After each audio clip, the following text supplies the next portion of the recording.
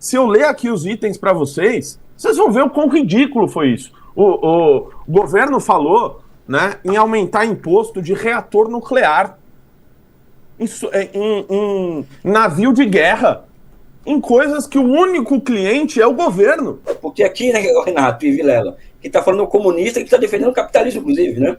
Ou seja, o que nós temos no Brasil é tudo menos capitalismo. Eu penso que se não tem teste psicotécnico para ministro desse governo, me parece que não tem. Fernanda, qual é o tema do debate? Olha, o que aconteceu? No início de fevereiro, agora, gente, o governo federal anunciou um aumento significativo das alíquotas de imposto de importação para mais de 1.200 produtos, incluindo smartphones, notebooks e outros eletrônicos, Vilela. Só que aí ninguém recebeu essa notícia de bom grado, Nossa, lógico. teve uma gritaria total aí, né? Falando de um aumento aí de uma alíquota de até 7,2%, 2 pontos percentuais, né?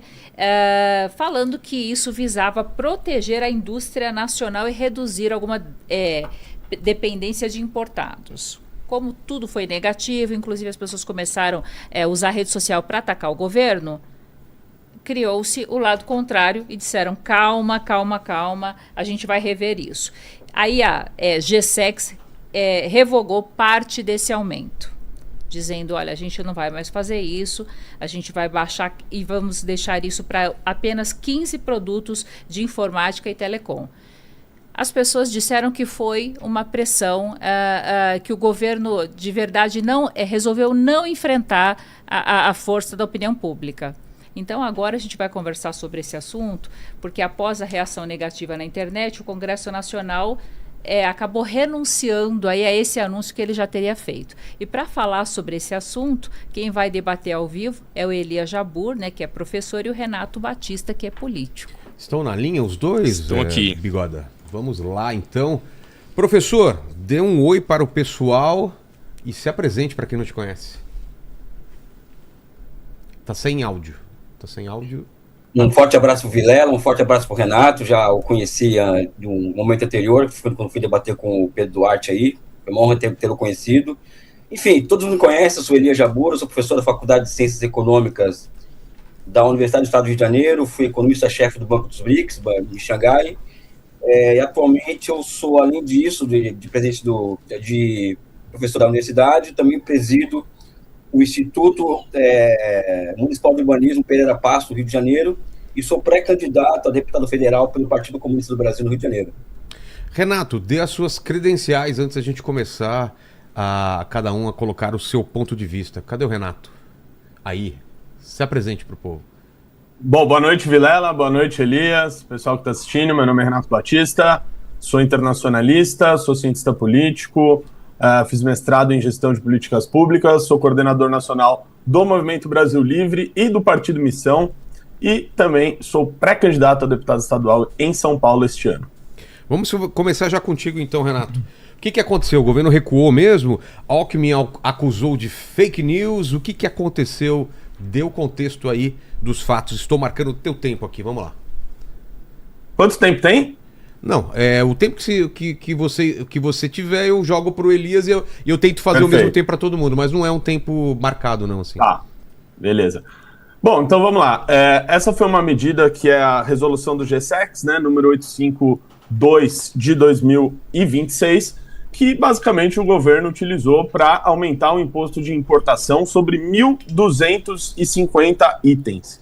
E é curioso, né, ver isso porque o atual vice-presidente, que também é ministro, foi a público dizer que, na verdade, é uma fake news, né, que eles não fizeram isso. Eu estou aqui com o documento aqui, eu queria saber se isso aqui foi criado por alguma inteligência artificial ou alguma coisa do tipo. Porque isso, de fato, foi editado, foi publicado. Algumas dessas alíquotas tinham data para entrar em vigor ainda em fevereiro, né? E depois, por causa da repercussão, eles voltaram atrás de alguns itens. Inclusive, o ministro Haddad, na última semana, disse: mas veja bem, nós recuamos em 12 itens. Ora, a gente está falando de 1.250 itens que tiveram aumento de imposto. E, primeiro, é importante falar aqui sobre qual o intuito de fazer isso. Não é defesa da indústria nacional, não é nada disso. É arrecadar em ano eleitoral. A gente está falando aí que o governo pode arrecadar coisa de 20 bilhões de reais com essa medida, né? Quem vai pagar essa conta no final das contas é você. Afinal, né, nesse decreto, eu posso listar os itens aqui depois, se a gente tiver tempo para a gente falar do que foi feito aqui pelo governo, mas basicamente eles colocaram aqui aumento de imposto sobre bens de capital. Não faz sentido nenhum você tributar, né, uma máquina que é usada para você produzir um produto que você vai vender aqui, né? Isso, no final das contas, gera o quê? Você gera encarecimento dos custos do produto, que é o chamado custo Brasil. Então, eu não consigo ver sentido no que foi feito aqui, porque a gente pode discutir política de protecionismo, política industrial, né? Só que o que foi feito aqui foi uma má política industrial, uma má política protecionista. Foi feito de maneira errada, atabalhoada, tanto que eles tiveram que voltar atrás. Se eu ler aqui os itens para vocês vão ver o quão ridículo foi isso. O governo falou, né, em aumentar imposto de reator nuclear, em navio de guerra, em coisas que o único cliente é o governo. Ou seja, se ele quer influenciar, se ele quer incentivar a indústria nacional, ele que compre da indústria nacional. Não faz nenhum sentido esse aumento, né? Eu usei esse daqui como exemplo para mostrar como foi feito de maneira atabalhoada, sobre maquinário têxtil.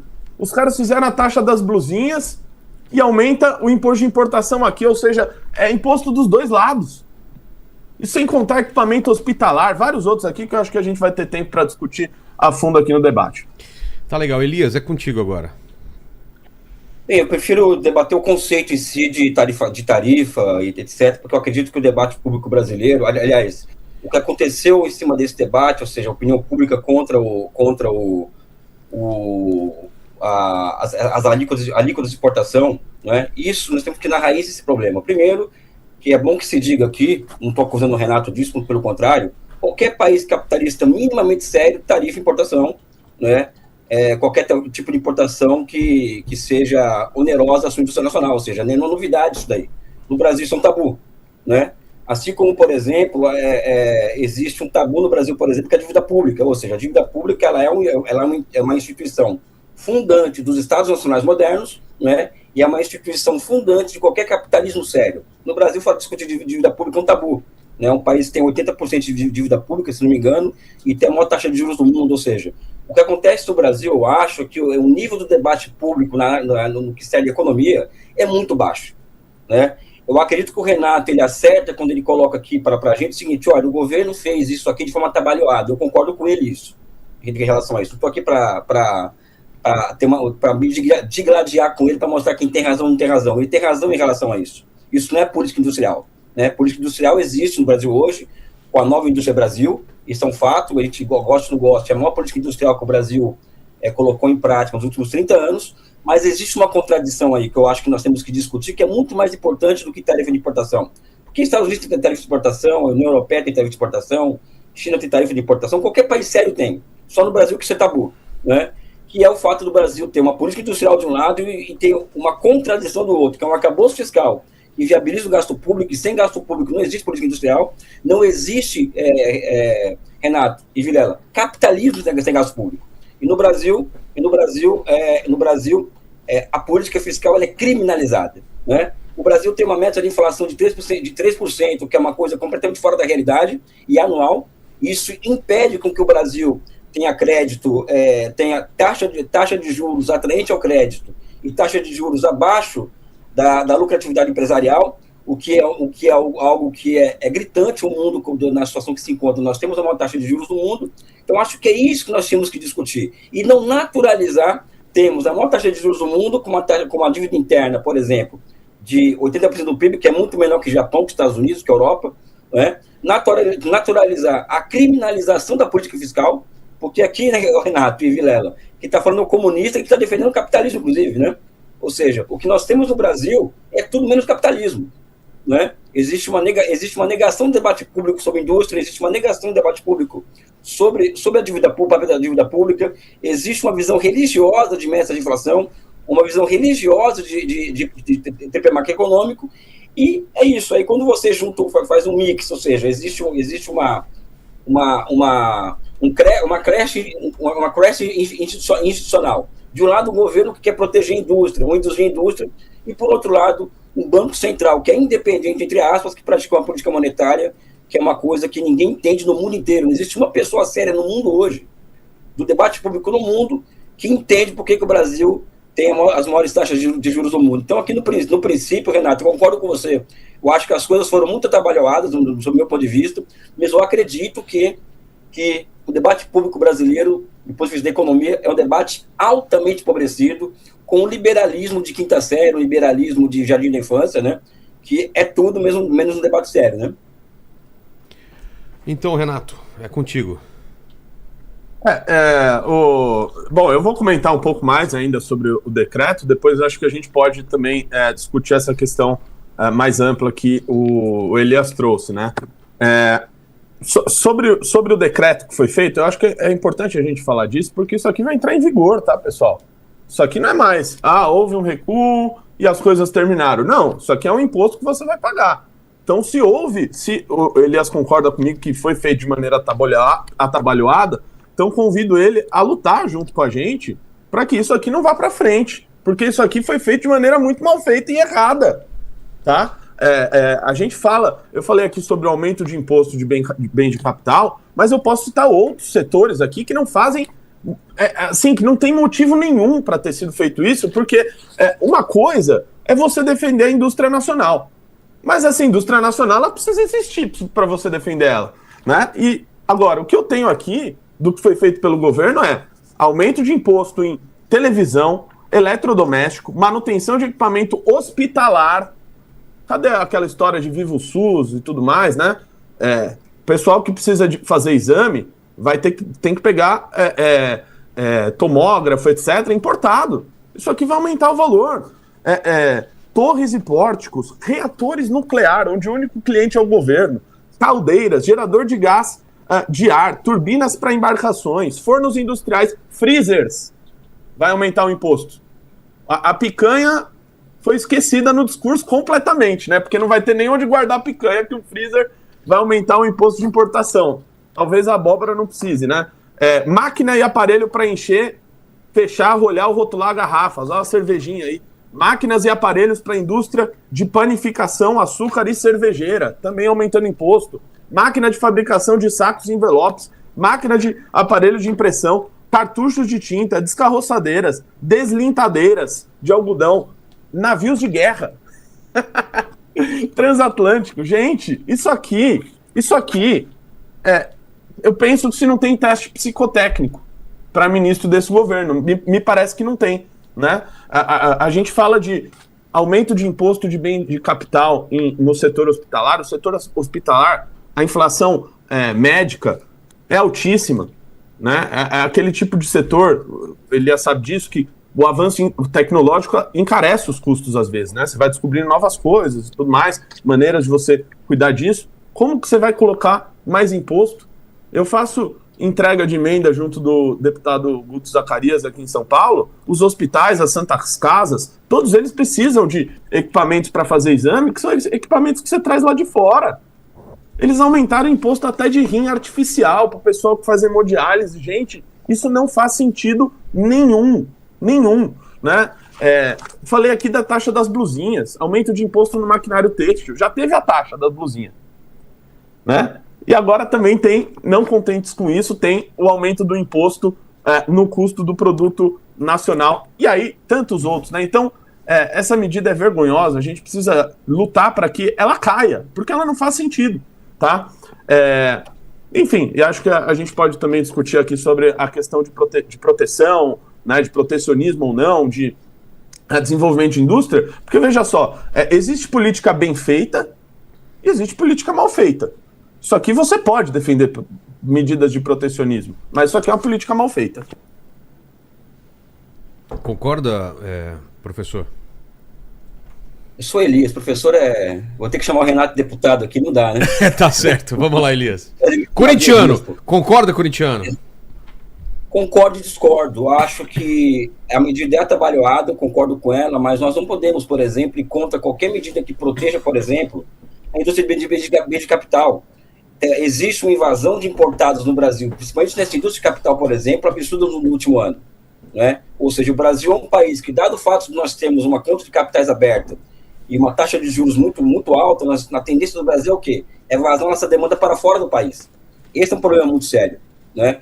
E acredito que esse tipo de medida que o governo, de forma trabalhada, tentou fazer, ela seria uma contramedida no sentido de parar, de dar um basta nessa invasão de importados, por exemplo, como coloquei aqui, na indústria de bens de capital. Hoje, Renato, o Brasil, nós chegamos no fundo do poço em 2025, a indústria de transformação correspondeu somente a 10% do PIB.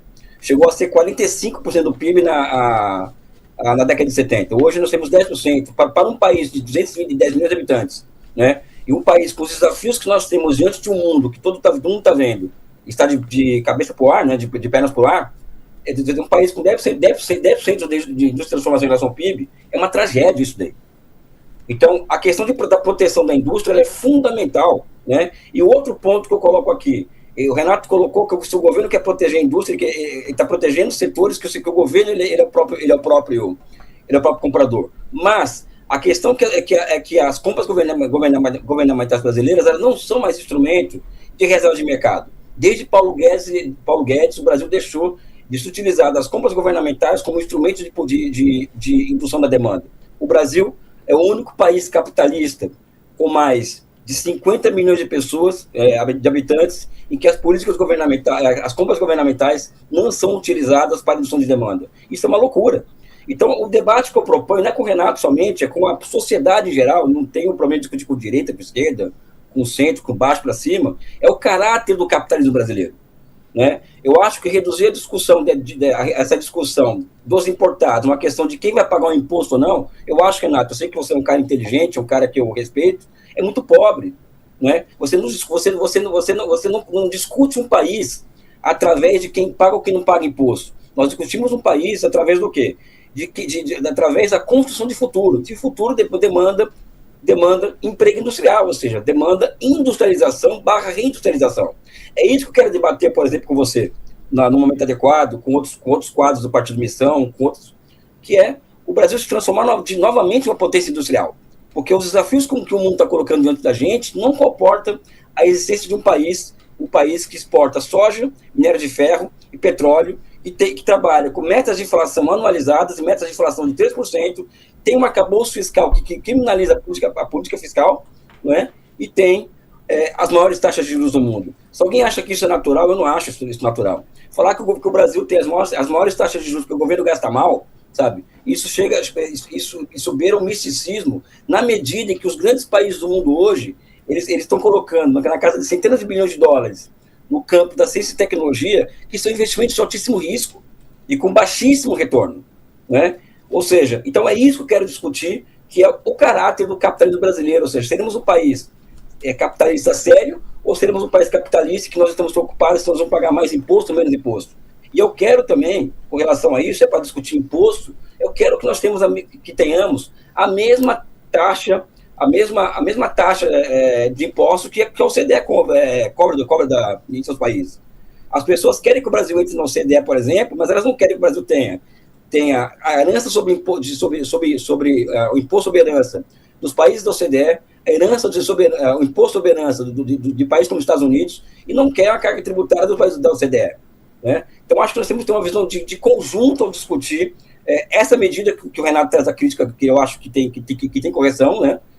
Mas eu acho que o mais importante é discutir o futuro do país de forma mais ampla e de forma mais totalizante. Marcílio. A pergunta vai para o Renato, até porque é a vez dele responder, mas o Elias, claro, pode comentar à vontade. Eu confesso que quando eu vi a notícia eu também falei, meu Deus do céu, né? Poxa, mais imposto em cima de 1.200 produtos. Em janeiro a gente teve mais um recorde de arrecadação, foi mais de 3% em relação a janeiro do ano passado. Acho que a sociedade está cansada de imposto. E eu fui ouvir a justificativa. Falei, bom, deixa eu ver o que o ministro da Economia, né, o que o Haddad está falando. Ele fala que essa medida dos 1.200 são somente para aqueles produtos importados que já tem produção no Brasil, que é o que a gente chama de ex-tarifário, né? Ou seja, vou dar o exemplo dos smartphones, taxou os smartphones, mas ele alega que 95% dos smartphones não vão sofrer nenhum tipo de alteração, porque a Apple produz no Brasil, porque a Samsung produz no Brasil. Se eu não me engano, ele falou que só a Xiaomi, que tem aparelhos que são importados, que sofreram algum tipo de sobretaxa. Ele falou que era um convite para a indústria estrangeira parar de produzir na China, no Vietnã e vir produzir no Brasil. Até por isso que ele falou que revogou 15 produtos, né, que foram esses ex-tarifários que foram comprovados. Acho também que foi bem atabalhoado e acho que existem vários produtos que não são produzidos no Brasil que continuam tarifados. Mas vamos imaginar no modelo ideal, que realmente o ex-tarifário ele foi cumprido e só está sendo taxado aquilo que de fato é produzido no Brasil. Se fosse dessa maneira, você concorda com a proposta, Renato? Primeiro que eu discordo, porque eu não acredito que fosse assim, né?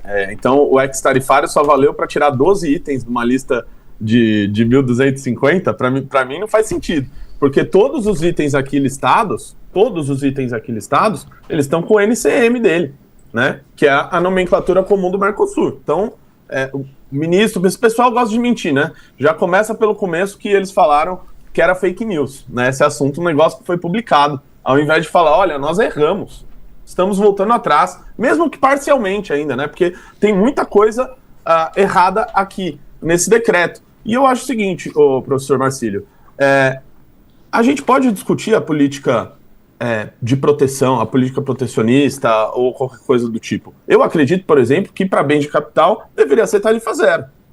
Deveria ser tarifa zero para importação. Porque se você aumenta isso, no final das contas, você está aumentando o custo do Brasil, do meu ponto de vista.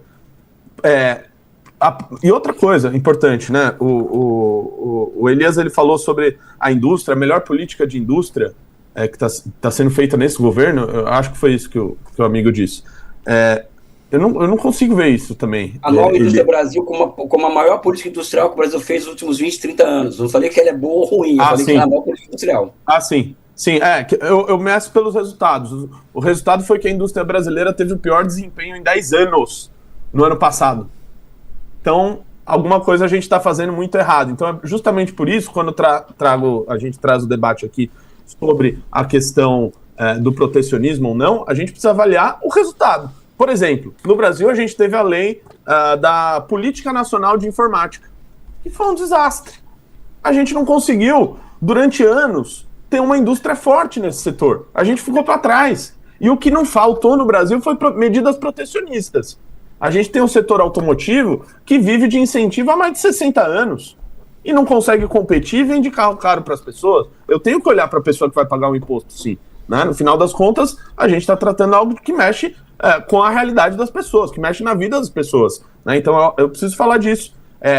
A medida protecionista, olha só, o Brasil ele teve 7.768 medidas protecionistas. E o resultado foi o pior desempenho da indústria em 10 anos. Então tem algo sendo feito de muito errado.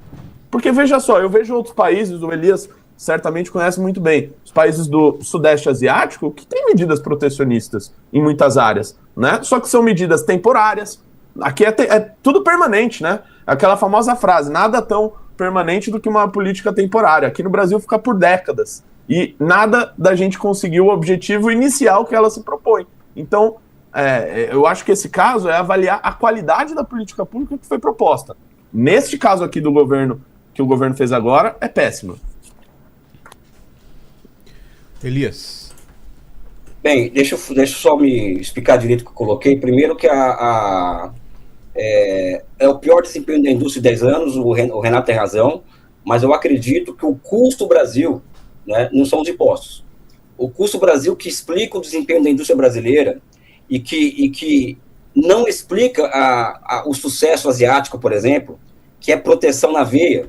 As pessoas falam que o Brasil não pode ter indústria naval, né? Eu pergunto por que as pessoas acham que a Coreia do Sul e a China produzem navio porque tem proximidade com o mar? Não, porque tem subsídio há décadas, né? Não é por anos, é décadas de subsídio em várias cadeias produtivas. O caso do Brasil, o nosso desempenho industrial é o que eu chamo de creche institucional. Um governo que tem uma política de governo. A nova indústria Brasil, acho que é ok, o PAC, ok, só que, por outro lado, você tem marcos institucionais, como um Banco Central independente, que opera somente para manter a inflação baixa, né? Você tem metas de inflação anualizadas. O Brasil é o único país do mundo com meta de inflação que é anualizada. E que, portanto, você tem, para trabalhar com alta de preços sazonais, só tem a taxa de juros para poder enfrentar essa alta sazonais, sendo que se fosse um ciclo de 3 anos, seria possível o próprio ciclo econômico absorver isso sem usar a taxa de juros. Então, nós temos a maior taxa de juros do mundo. Nós temos um câmbio que é volátil, ou seja, a taxa de câmbio hoje, no Brasil, ela é uma, amanhã é outra. Então, isso causa algo chamado imprevisibilidade. O empresário privado não vai investir porque ele não sabe quando que a taxa de câmbio vai estar A ou vai estar B. Né? E essa taxa de câmbio está desse jeito, porque o Brasil tem uma outra jabuticaba de um país capitalista sério, né? Que é o Brasil, que tem conta de capitais abertas. Isso leva a uma entrada e saída de capitais do Brasil, aliado à taxa de juros altíssima, né? Que leva a essa instabilidade cambial, né? E não induz o investimento estrangeiro no Brasil direto produtivo, né? E mais do que isso, eu volto a dizer aqui e repetir, né? O custo Brasil é o custo de um país que não usa da arma mais utilizada pelo capitalismo desde das suas fundações, e hoje mais ainda, que é a dívida pública para induzir a demanda, induzir a indústria. Hoje você gastar é crime no Brasil. Né? Então o custo do Brasil é exatamente esse. O resultado final vai ser o quê? Vai ser amplas parcelas da indústria deixando de produzir mercadorias, bens e serviços para se financiarizarem, ou seja, boa parte da indústria brasileira hoje ela está na tesouraria, ou seja, operando com título de dívida pública, com derivativos em terceiros mercados, fazendo carry trade pegando dinheiro emprestado de um país e como o Japão, a taxa negativa, investindo aqui, fazendo especulação cambial. Ou seja, esse é o custo do Brasil, do meu ponto de vista. Eu acho que não existe contradição aqui entre nós dois, Renato, se você está falando o que eu estou falando. Eu acho que existe uma creche institucional no Brasil, que é uma política de governo orientada à industrialização e marcos institucionais que são estabelecidos desde a década de 90, que são marcos institucionais que não são amigáveis a um país que quer se industrializar. Né? E, enfim, o que eu chamo aqui é um debate mais profundo, eu volto a dizer, Renato, e te convidando de forma fraterna, um debate mais profundo sobre a natureza do capitalismo brasileiro. Não estou discutindo aqui o socialismo, nada disso, quero discutir o capitalismo brasileiro. Eu acho que isso deve nos interessar, um país que tenha um projeto nacional de desenvolvimento, um país que, a partir desse projeto nacional, tenha como foco a reindustrialização. Isso gera mobilidade social, gera empregos de mais de 4 salários mínimos, porque hoje tem um fenômeno no Brasil que as pessoas estão desesperançadas, porque 90% dos empregos gerados no Brasil são empregos de um salário mínimo a um salário mínimo e meio. Né? E um país desindustrializado é um país que não tem mobilidade social. E são essas pessoas que votam na extrema-direita, por exemplo. Né? Então, eu acredito que o que eu chamo a discussão, a nossa pré-candidatura a deputado federal, ela é um instrumento para isso no Brasil, para isso no Rio de Janeiro, é a necessidade de um projeto nacional de desenvolvimento que mobilize as pessoas de diferentes campos ideológicos para discutir o futuro do capitalismo brasileiro. E nesse capitalismo que nós temos aqui, que eu chamo de capitalismo sem vergonha, né? Obrigado demais, professor Elias. Obrigado demais, Renato. Você tem um tempinho aí para concluir?